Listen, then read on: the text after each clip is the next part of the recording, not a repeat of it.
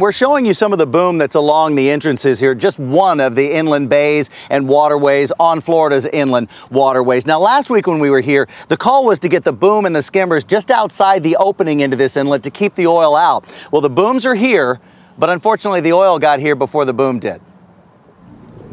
This is what many see here as another failure by BP to contain the oil onslaught. Chunks of crude now sweeping into Pensacola Bay, threatening not just the Gulf shores, but its inland waterways. This is the opening of Little Sabine Inlet, and it's the first time we've seen 3 layers of boom. The white is an oil-absorbing boom, and then there's 2 protective layers. The problem here is there's now oil on both sides. What's worse, these fishermen say they've been told they can't clean up the oil. We're waiting on BP to show up with the crew to clean that up, okay, or authorize additional help, right? Jeff Taggart found thick patches in his marina early Monday morning and immediately reported it.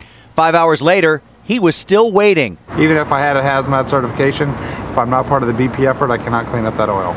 So the only thing you can do right now is make a phone call and wait for somebody to get into your marina where oil wasn't supposed to be and clean it up. That's correct.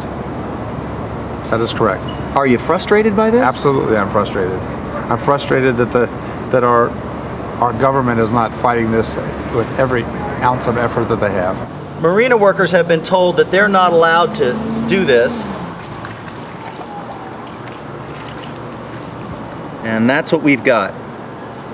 It's the same color and consistency to me as what we've seen on the beaches. Experts say that's a major concern because while beaches can be scraped off, estuaries can't, and they're home to tiny and fragile sea life. These are the same areas where a lot of baby fish live and the larvae live, and because of the toxicity of the oil, that means you're going to see the impacts for the next 20 years, maybe even 100 years.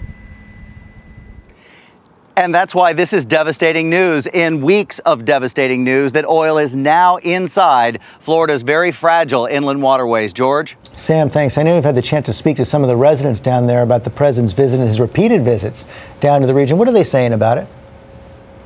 Well, I'll tell you, George, they really want a chance to talk. They want to be heard in this area. And Jeff Taggart, the gentleman who owns the marina just kind of over my shoulder back there, said that what was most disappointing to him is that the president would be coming right by into this area, but he would never get a chance to talk to him personally, that the president was going to talk with elected officials and people here, officials, but not to him himself.